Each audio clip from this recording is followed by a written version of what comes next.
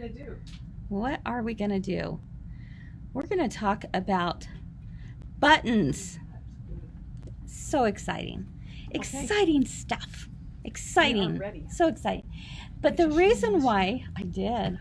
I love it. The reason why I wanted Barb to talk about buttons is because no matter what machine you own, I bet 98% of you have a button foot. A buttonhole foot. A buttonhole foot. Yep. And so we're going to show you how to use it because it's a very misunderstood foot, or maybe actually what ends up happening is a lot of people are scared of this foot because it's kind of big and it's kind of, what's the word? Ski-wampus? No. I call it ski-wampus. It's a ski-wampus foot. It's a little odd. And you have to know how to use it. You have to know how to use it. So Barb is here today, and she's going to show you. And again, no matter what brand you have, you most likely will be able to do this. And most of the time, they're just the same. And most of all, most of the time, they're just the same. So, and actually, maybe after you watch this, you won't be so scared of it anymore, right? No, it's easy. It's fun. Here we go. Let's go. We gotta go down here, though. We're going to go down here. Okay. I'm going to take you on a little tour. All right. Boom, boom. Ooh, don't get sick. Here we go. And woo! Here we are. I'm dizzy after that. That's right. Okay, what machine are we on today? Ooh. Your favorite machine. Imagine. Your favorite machine. Crescendo. What's my favorite machine? Do you have a favorite? Hello. Yes, I do. They're all your favorite. They're all my favorite. How do you choose one baby over another? Well, it's like your children. You can't. But depending on the particular day, you might. Well, every machine really has its own little personality. Yes, it does. And so this one and I get along really well. We speak the same language. So she's using the Baby Lock Crescendo. I happen to love the Janome 9450. 9450 is such a great machine. It is. It's an awesome We play machine. together well, too. Yeah, we do. We do. We do. We do. All right. So, Barb, show us the foot. That is a ski-wampus foot. This is not ski-wampus, Kris. Okay, look at that, you guys. Cool about that is weird. It's weird. Is that this goes up and down. It's weird. Look at that. That's strange. That is a strange looking foot. It might be. Okay, but oh my goodness, it actually is so easy to use. Okay. All right. Many, many years ago, when you'd go into the shoe store to try on shoes, they'd put your foot in that little measurer and then clamp the thing down on top of it. Does anybody remember that? You don't, do you? Because they don't do it anymore. When I was a little girl. It was probably when Kenny Rogers was sang singing Ruby. It was probably before Ruby. I happened to think of that. All right, the cool thing about this is just like it measured your foot, it's going to measure the button, which I love. So there's my button in my buttonhole foot. I'm not going to sew the button on. I'm measuring the button. That's genius. It is. So right here, the button is the same length as this right here. So this right here is the same as the button. Okay. So that's how it can measure it right there. Okay. Okay, I'm going to put the foot on. Pull down a little bit. Okay. All right. So you just attached it to the little bar I there. did. I just took all I did was take just my foot off. I didn't take the shank off. I just took my foot off. Okay. I'm going to put it in here. First, I have to select a button. Let's go over here. You tell me if I'm in the right place. Select a buttonhole. Yep, that's good. Right there, I can pick anyone. There's 14 of them to choose from. Do you know why there's 14? No. Because one is for silk, one's for wool, one could be for, and they're different shapes, but you wouldn't put the same buttonhole on a silk fabric as you would wool, because the wool is so much thicker. Okay? Okay. All right, so go back over there. We picked our buttonhole, and now all we do is put the foot down, and you got a good view there. There's one other thing we have to do. Even if I pushed start, it's going to say, oh, I can't do it because I have to lower this. It reminds me. I I have to put that down. This is what measures the button. Remember that little space I told you right there? It's that little lever has got to go in that space. Okay. Now it's going to stitch backwards, so I'm going to go forward just a little bit. So, Barb, how do you know where to start on a buttonhole? Well, you're going to put it At the bottom. Depends on what you consider the bottom. Okay. It's going to stitch backwards. It's going to stitch backwards. Yep. So you need to have it in the right spot to stitch backwards. So you're going to mark where you want that buttonhole to be. Okay, I'm just going to step on the gas. Okay. That's it.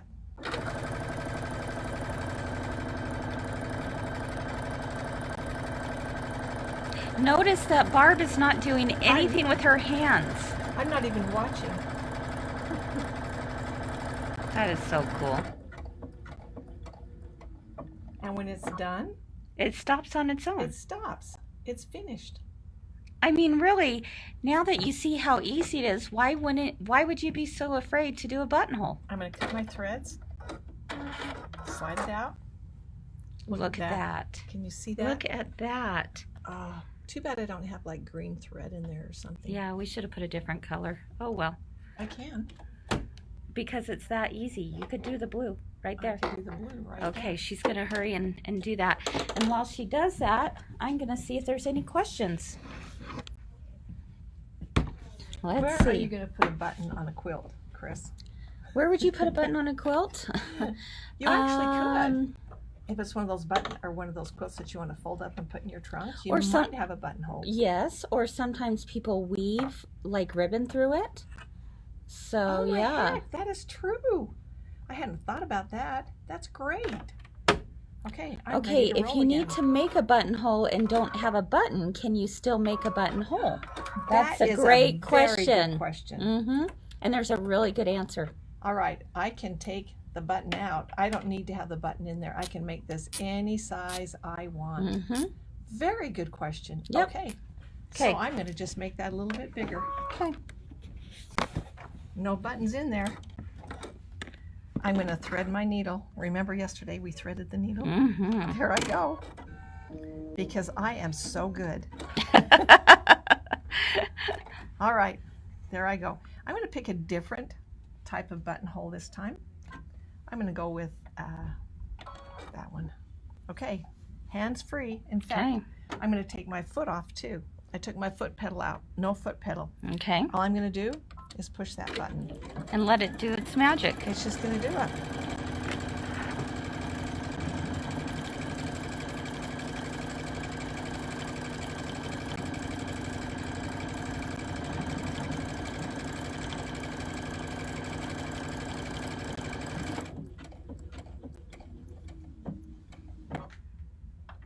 And it must be done.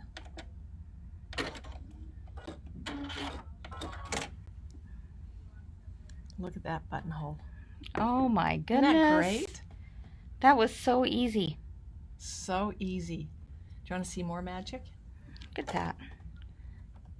Wow. And then to open it up, what are you going to do?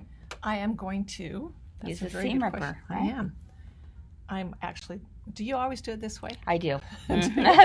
Because for prior experience. I just fold it in half and cut with my scissors. Oh, do you really? Yeah, that's how I always do it. Yeah, you could do that. Do you want to hand me some scissors? But one thing that I do is I put know, that pin in there I love your so I way don't to do it. go past the pin line. So you put the pin on like that, and then you start up here, and with your seam ripper, just go down to the pin, and you're not going to go through the end because you have your pin there. Yep. Exactly. It's like the stopper. Exactly. Okay, So that's a buttonhole. that is a buttonhole. Are you Now going what to are show us gonna how to with do a that? button? Do you want to see how to do it? Yeah. Okay, this is called the M foot. This comes with all of our machines that, we got a good, Let's see. oh, look at that. Look at that. Mm-hmm. Very cool. So on your brand, it might not be an M. So, but just look for a foot that looks like this. Ooh. And you know, genomes don't look like that. The genome is just a 2 prongs out Okay. with little rubber things on the end. Okay. This one has, you're going to fit the button in between the prongs. Do you want to put that in there? Sure. I'm just going to slide that in. And that is holding it all right there, and now I'm going to line up the little holes Okay. in the button so they're lined up with the prongs, those red dots. You can't see that. Oh, you can see that. This also has a shank or no shank on it. So if I have it forward, it's going to put a little plastic piece right in there that'll put a shank on the button, or I can have it back. Okay, I'm going to put that button foot on. I don't even know what to call this thing, a button applier, a button attacher, a button sewer. What do you call it? Sure. I call it the M-foot. I call it the input. Because I don't know what you'd call a button putter on her. All right, now over here I have to now choose. Let's come over here. In that same window where I had all my buttonholes, I now have to choose that I want to put a button on. Okay. Okay? Otherwise, it will just not be happy. I'm also going to put my fabric under there, but I'm going to, with my hand wheel, just turn it. That looks pretty good. Pretty good. Okay. I'm just going to turn my hand wheel slowly to make sure I clear both holes. And I did pretty darn good. And when I've got that done, I just step on the gas.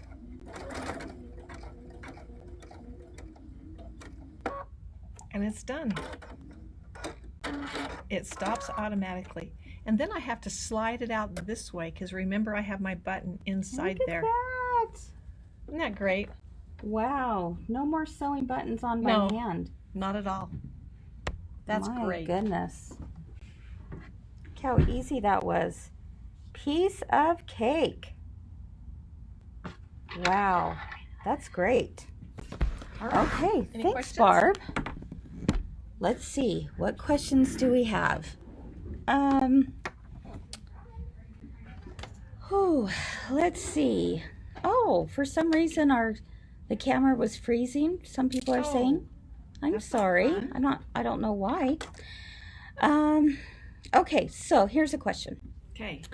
Margaret said, when marking the fabric to make a buttonhole, is the mark for where the bottom of the buttonhole will start?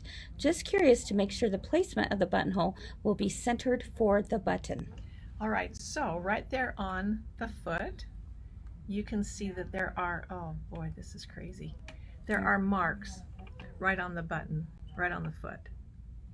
So you've got green marks that go straight across, and then the red mark in the center. You'll want to line up where you want that buttonhole to go with those marks, and then it will sew backwards. You'll sew backwards. Okay.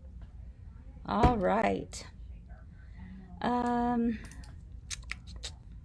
What kind of foot did she use to sew the button on? That is the one that's on the machine. Oh, let me pull it out. It's this one right here. Do you want to grab the Janome one too? So it looks like this. It's got some prongs. That's where you're going to place the button in the middle. Okay. Now, Janome's foot looks a little different. It's the same principle though. Right there. Okay. So that red, or that, excuse me, the blue plastic part, that will hug the button. And so it's the same process. Okay. All right. How big of a button can you use for the buttonhole? For the buttonhole, we'll only go, where did I put that? Let me move this way. Some people don't like the sun light in their eyes. Yeah. Okay. Okay, this buttonhole foot up there will only do that large. You can see how large the button is going to be. It's about 1 inch right here. If you want to do a manual buttonhole, you can do that, a 4-step buttonhole. Then you can do any size you want. You're just going to tell it to go this direction, go across, and go backwards. That's just a 4-step buttonhole. So the machine still has that ability. It's just not the automatic buttonhole. Yep. Okay. Let's see. What else do we have?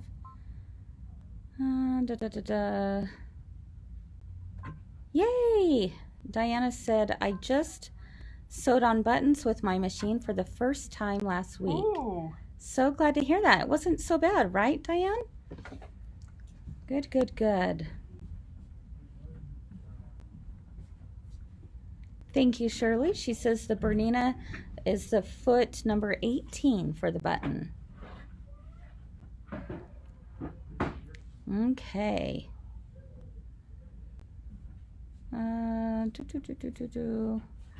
Okay, it looks like Annette asked, is that machine also an embroidery machine? No, Annette, this one is just a sewing machine only. The one just above it has both a combination of sewing and machine embroidery. So this one is just sewing only.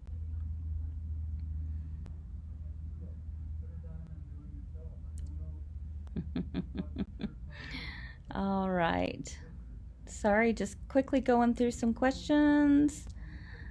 Yeah, this is pretty much how all machines work when it comes to doing buttonholes, for sure.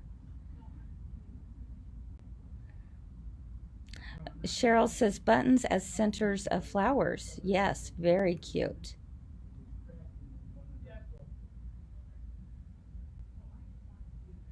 Okay, I think we're good there. Okay. All right. Oh, hey, Barb. She just left me. I'm going to see if she can answer your question here.